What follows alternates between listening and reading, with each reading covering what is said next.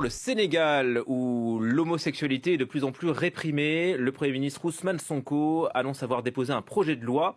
Le texte durcit les peines contre les personnes homosexuelles. On écoute le Premier ministre. Toute personne qui aura commis un acte contre nature sera punie d'un emprisonnement de 5 à 10 ans. Donc, et d'une amende de 2 millions à 10 millions de francs. Loolu la ñu wax sans préjudice des autres peines.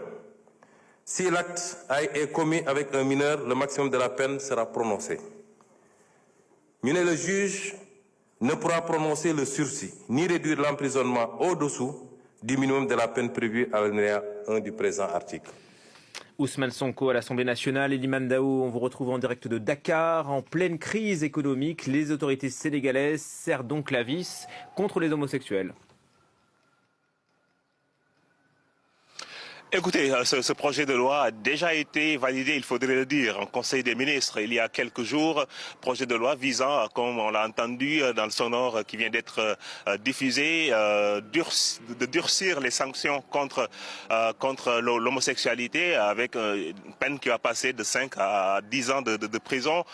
Mais aussi, le projet vise également le financement du phénomène ou encore l'apologie.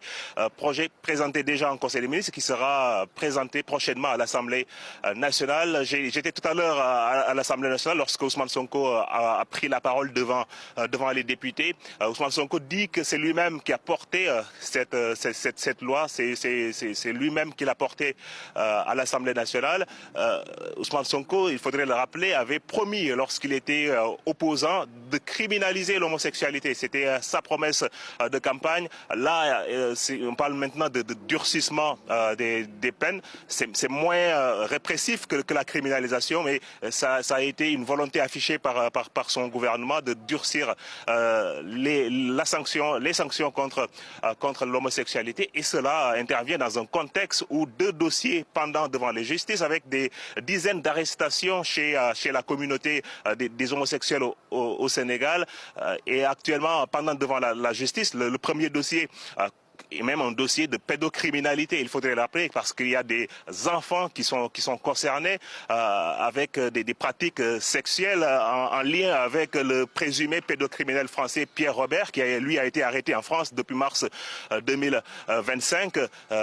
Une affaire qui implique des mineurs, des garçons sénégalais entraînés sexuellement et qui avait ému l'opinion au Sénégal. L'autre affaire concerne une transmission volontaire du VIH/SIDA avec des arrestations en masse, même des célébrités sénégalaises arrêtées et actuellement en prison pour transmission volontaire du VIH, acte contre nature ou encore association de malfaiteurs, des affaires qui ont choqué l'opinion au Sénégal et qui font la une de l'actualité depuis maintenant plusieurs semaines et qui ont certainement poussé le gouvernement à prendre ces mesures de durcissement des sanctions contre l'homosexualité.